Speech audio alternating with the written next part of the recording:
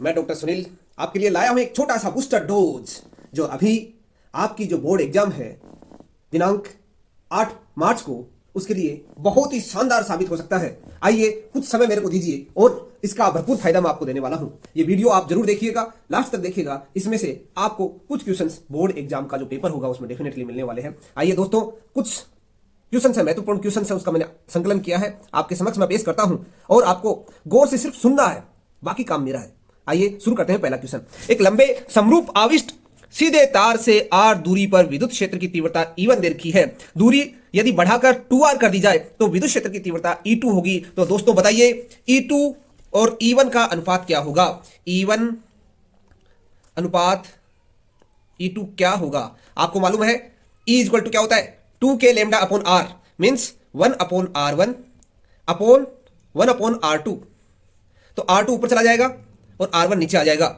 Means r2 का मान है 2r, r1 का मान है r, दोनों एक दूसरे से r से कैंसिल आउट हो जाएगा। आंसर आ जाएगा b 2:1।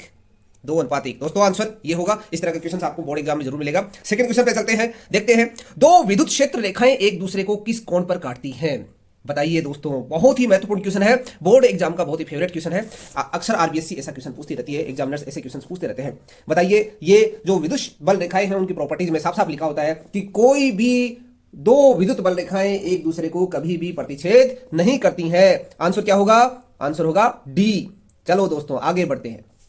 क्वेश्चन नंबर 3, स्थिर विद्युत क्षेत्र क्या होता है? संरक्षी, असंरक्षी, न तो संरक्षी, कुछ जगह संरक्षी या कुछ जगह असंरक्षी।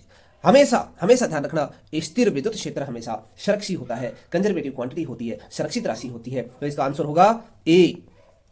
क्वेश्चन नंबर 4, एक ही पदार्थ के धातु के दो गोले ए तथा बी, एक पर आवेश प्लस Q, दूसरे पर आवेश माइनस Q दे दिया जाता है। आइए दोस्तों बताइए इसका आंसर क्या होगा? बहुत ही महत्वपूर्ण क्वेश्चन है, आपके समक्ष पेश किया जा रहा है। इसका आंसर होगा, यदि किसी धातु को आवेश दिया जाएगा, यानी ऋणावेश दिया जाएगा तो द्रव्यमान बढ़ेगा, धनावेश दिया जाएगा तो द्रव्यमान घटेगा। आपको मालूम है, देखिए ऑप्शन में क्या है, धनावेश पर यानी ए का जो द्रव्यमान है वो तो घटना चाहिए और बी का बढ़ना चाहिए। बी का बढ़ रहा है ऑप्शन बी में, और इसमें पहले में ए में बढ़ रहा बता रहा है, ये तो घट रहा है। ए का तो घटना चाहिए, बी का बढ़ना चाहिए। चलो नेक्स्ट पे चलते हैं।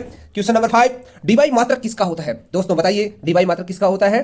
द्विध्रुव आघूर्ण का। ये बहुत सिंपल क्वेश्चन है, बहुत महत्वपूर्ण क्वेश्चन है, आपको बोर्ड एग्जाम में सीधे मिलने वाले, सीधे टपकने वाले क्वेश्चन है। कुलाम आवेश किसके बराबर होता है?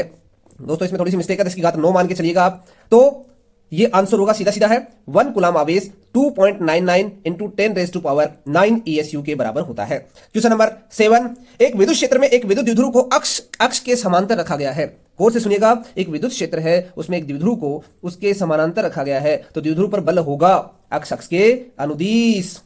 जिस अक्ष के अनुदिश उसको रखा गया, उस अक्ष के अनुदिश क्या होगा? उस पर बल होगा। नेक्स्ट क्वेश्चन है, किसी आवेशित खोखले गोलाकार चालक है, ध्यान रखना, गौर करिएगा, इस वर्ड पे गौर करिएगा। चालक के भीतर विद्युत क्षेत्र की तीव्रता, आपको आगे जाने की जरूरत नहीं है, हमेशा जब भी चालक की बात करता है तो क्या आ जाएगा? विद्युत क्षेत्र की तीव्रता शून्य आ जाएगी दोस्तों। चलो नेक्स्ट पे चलते हैं। नेक्स्ट क्वेश्चन कहता है, फ्री स्पेस मुक्त आवेश की विद्युतशीलता, पराविद्युतांक, विद्युतशीलता एप्सिलॉन नोट क्या होती है? विद्युतशीलता होती है बेटा, पराविद्युतांक नहीं होती है। विद्युतशीलता क्या होती है? सीधा सीधा है, पिछले साल ये पूछा भी गया था, 8.85 गुणा 10 की घात -12।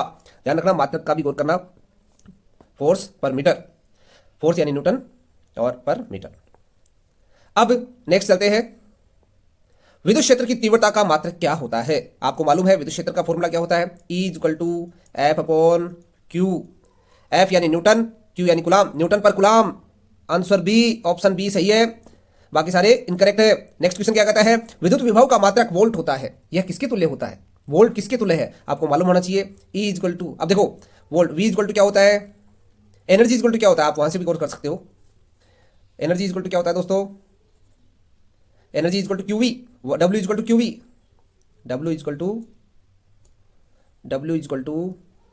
Q into V। अब आपसे पूछा V, तो जूल पर कुलाम, क्या है इसका सही आंसर है। इलेक्ट्रॉन वोल्ट, देखो वहीं से आ गया। इलेक्ट्रॉन वोल्ट क्या है? एक एनर्जी है, और इलेक्ट्रॉन वोल्ट द्वारा क्या मापा जाता है? एनर्जी मापी जाती है, ऊर्जा मापी जाती है, वहीं से इसका आंसर है। किसी चालक की विद्युत धारिता का व्यंजक Q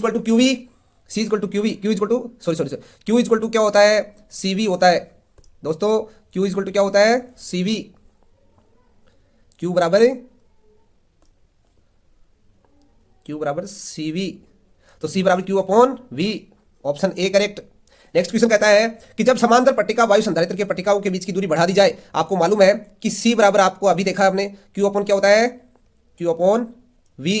V जो है, V बराबर क्या होता है, E इंटू, V बराबर होता है E into D।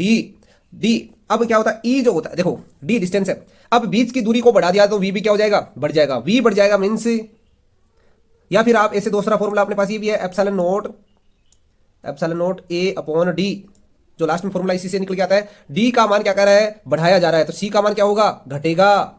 Option B is correct. समांतर संधारित्रों के समांतर संयोजन में प्रत्येक संधारित्र के लिए क्या समान रहता है, प्रत्येक संधारित्र का क्या समान रहता है, ध्यान रखना। संयोजन कौन सा है, समांतर। और आपको मालूम होना चाहिए श्रेणी क्रम संयोजन में विद्युत धारा समान रहती है, मींस आवेश समान रहता है, जबकि समांतर क्रम संयोजन में विभवांतर समान रहता है। इसी कारण आपको मालूम ही होगा, समांतर क्रम संयोजन में अपने घरों की जो लाइट है, स्ट्रीट लाइट है, सारी संयोजन में होती है, समांतर क्रम संयोजन में होती है। नेक्स्ट क्वेश्चन है, तीन संधारित्र जिसमें प्रत्येक की धारिता C है, तीनों को समांतर क्रम संयोजन में संयोजित किया गया है, तो तुल्य धारिता क्या हो जाएगी दोस्तों, समांतर क्रम संयोजन में तुल्य धारिता आपस में जुड़ जाती है, मींस C प्लस C क्या बन जाएगी, 3C बन जाएगी। नेक्स्ट क्वेश्चन कहता है, समान धारिता के तीन संधारित्रों को श्रेणी क्रम में जोड़ने पर 6 माइक्रोफेरेड धारिता प्राप्त होती है। देखो, तीन संधारिता श्रेणी क्रम में जोड़ते तो 6 माइक्रोफेरेड प्राप्त होती है। यदि उनको समांतर क्रम में जोड़ दें तो तुल्य धारिता क्या होगी, आपको मालूम होना चाहिए 1/C यानी C/3। श्रेणी क्रम में तुल्य धारिता क्या होगी, 1/C plus 1/C plus 1/C, तो यानी फिर उसको रिवर्स करेंगे तो C/3। अब C/3 का मान दे रखा है 6, मीन C इक्वल टू कितना है, 18। अब 18 माइक्रोफेरेड अपने को प्राप्त होता है सिंगल की धारिता। हाँ, तो C का मान कितना होगा, देखो एक का है 18 माइक्रोफेरेड, तो तीनों को समांतर में जोड़ा, आपको अभी मालूम है, तीनों को क्या करेंगे हम, तीनों को आपस में जोड़ देंगे, तो ये आ जाएगा 54 माइक्रोफेरेड। दोस्तों क्या आ जाएगा, 54 माइक्रोफेरेड, ध्यान रखा, 54 माइक्रोफेरेड इसका क्या होगा, आंसर होगा। नेक्स्ट क्वेश्चन क्या कहता है, 50 माइक्रोफेरेड धारिता वाले संधारित्र को 10 वोल्ट विभव द्वारा क्या किया जाता है, आवेशित किया जाता है, तो उसकी ऊर्जा होगी। दोस्तों ध्यान रखना, ऊर्जा का जो फॉर्मूला होता है वो क्या होता है, 1/2 C और V देखा है तो 1/2 लगा दो, सीधा क्या हो जाएगा, इसको कैलकुलेट करो। 1/2 C का मान है 50, C का मान दोस्तों क्या है 50 गुणा 10 की घात -6 होगा, और V का मान कितना है 10 गुणा 10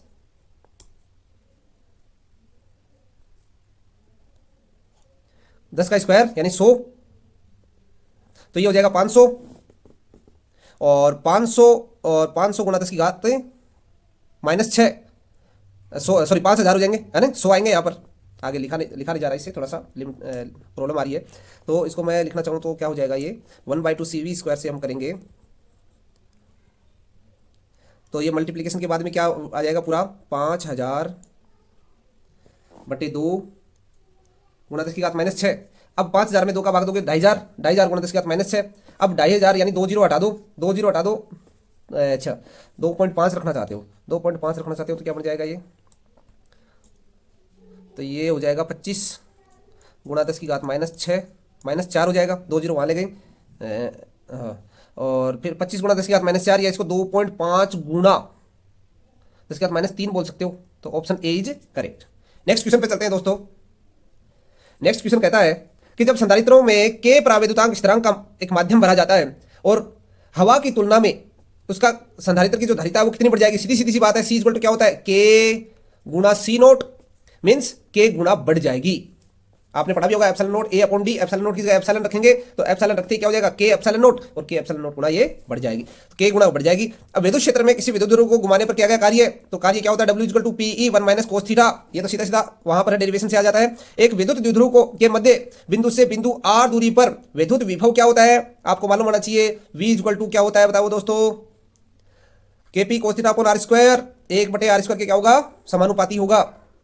किरचॉफ के प्रथम नियम डेल I बराबर 0 और डेल IR बराबर V किस पर आधारित है, पहला वाला तो डेल I 0, सीधी सी बात है, यहां पर विद्युत धारा क्या होगी, हमेशा जितनी इनकमिंग है उतनी आउटगोइंग यानी आवेश संरक्षित है, और दूसरे वाले में ऊर्जा संरक्षित है, वोल्टा संरक्षित है, ऊर्जा संरक्षित है, पहला आवेश संरक्षण, दूसरा ऊर्जा संरक्षण। चलो नेक्स्ट पे चलते हैं। ताप बढ़ाने पर प्रतिरोध घटता है। आप बताइए, ताप बढ़ाने पर प्रतिरोध बढ़ता किसमें है? धातुओं में। अर्धचालक पदार्थों में प्रतिरोध क्या होगा? घटेगा। बहुत बार बोर्ड ने ये एग्जाम में क्वेश्चन पूछा है कि अर्धचालकों का ताप बढ़ाने पर उनकी प्रतिरोधकता घटती है या बढ़ती है। तो ताप बढ़ाने पर प्रतिरोध किसका घटता है? जिसका प्रतिरोधकता घटती है। और प्रतिरोधकता जिसकी घटती है वो कौन होते हैं? अर्धचालक पदार्थ होते हैं। चलो दोस्तों नेक्स्ट क्वेश्चन देखते हैं। आपका बहुत ही फेवरेट, बहुत ही अच्छा क्वेश्चन। व्हीटस्टोन सेतु, व्हीटस्टोन ब्रिज में 4 भुजाएं हैं पी क्यू आर एस, और उन चारों भुजाओं पर पी क्यू आर एस क्या लगा दिया? प्रतिरोध लगा दिया। तो संतुलन की स्थिति में आपको मालूम होना चाहिए P upon Q R upon S क्या होना चाहिए? इनका रेजिस्टेंस होना चाहिए, प्रतिरोध होना चाहिए। प्रतिरोधों का अनुपात ही क्या है? संतुलन की स्थिति में हमको प्राप्त होता है। एक आदर्श वोल्टमीटर है, उसका प्रतिरोध कितना होता है? दोस्तों आदर्श वोल्टमीटर का प्रतिरोध अनंत होना चाहिए। प्रतिरोधकता ताप गुणांक अल्फा, अल्फा का मात्रक क्या होता है? आपको मालूम होना चाहिए, हमने पढ़ा है R equal to R01 plus alpha del T. आपको मालूम होना चाहिए कि हमेशा जब विमीय तरीका हमने 11th क्लास में पढ़ा था कि हम बाएं तरफ से और दाएं तरफ से विमा बराबर रखते हैं। तो आप यहां देखो एक है ब्रैकेट के अंदर, तो यहां पर भी क्या होनी चाहिए? विमाहीन राशि होनी चाहिए। तो अल्फा जो होता है, अल्फा टी एक विमाहीन राशि है, तो अल्फा का मात्रक क्या हो जाएगा? Coulomb inverse. नेक्स्ट क्वेश्चन है, किसी धातु का ताप बढ़ाने पर उसका प्रतिरोध, अभी पढ़ा था हमने जस्ट उससे पहले पढ़ के आए, पर धातुओं का ताप बढ़ाने पर प्रतिरोध बढ़ता है जबकि अर्धचालक पदार्थों का घटता है। एक क्वेश्चन डेफिनेटली आपको मिलेगा यहां पर, चाहे ग्राफ से मिले चाहे ये डायरेक्ट एमएसएड में पूछ ले। विशेष कर ध्यान रखना, ये ग्राफ किसका होता है? R T. किसके लिए? धातुओं के लिए, ये अर्धचालक पदार्थों के लिए, सॉरी ये अर्धचालक का है। धातुओं के लिए क्या हो जाएगा? ये धातुओं के लिए जो ग्राफ हो जाएगा, धातुओं के लिए ग्राफ हो जाएगा आर और टी का। ये धातुओं में ताप बढ़ाने पर प्रतिरोध बढ़ता है जबकि अर्धचालकों में ये घटता है। निम्न में से कौन सी राशि शक्ति की नहीं है? शक्ति का मात्रक आपको मालूम है वो वाट होता है, और दूसरा जो है P इक्वल टू फॉर्मूला क्या होता है? VI, यानी वोल्ट इंटू एम्पियर भी क्या है? एक शक्ति का मात्रक है। तो वोल्ट इंटू एम्पियर भी एक शक्ति का मात्रक है। तो यहां पर एक दूसरा ऑप्शन भी क्या है अपने पास? वोल्ट इंटू एम्पियर, ये एक शक्ति का मात्रक है। नेक्स्ट क्या है? अब देखो आपको मालूम है ओम के नियम से V इक्वल टू क्या होता है? IR। तो V इक्वल टू IR रखते हैं, I स्क्वायर R बन जाएगा। तो I square R, P equal to क्या बन जाएगा? I square R means ampere square into ohm. वो भी किसका मात्रक होगा? एक शक्ति का मात्रक होगा। यहां पर पहला ऑप्शन सही है, दूसरा ऑप्शन भी सही है। ये जो है तीसरा ऑप्शन, ये एम्पियर इंटू ओम, चौथा गलत है। तीसरे में यहां गुणा मान के चलना बेटा, यहाँ मल्टीप्लाई है, ये थोड़ा सा गलती हो गई थी। एम्पियर स्क्वायर इनटू ओम है, ये भी क्या है? एक शक्ति का मात्रक है। तो लास्ट जो ऑप्शन है वो क्या है? इनकरेक्ट है, यानी ये इस क्वेश्चन का क्या हो जाएगा? आंसर हो जाएगा। आइए, यदि आपको ये पसंद आता है, यदि आप इसे पसंद करते हो बूस्टर डोज को, तो मैं आपके लिए और लेके आता हूं इससे भी शानदार बूस्टर डोज, जो डेफिनेटली आपको बोर्ड एग्जाम में यहां से क्वेश्चन जरूर मिलेगा। ये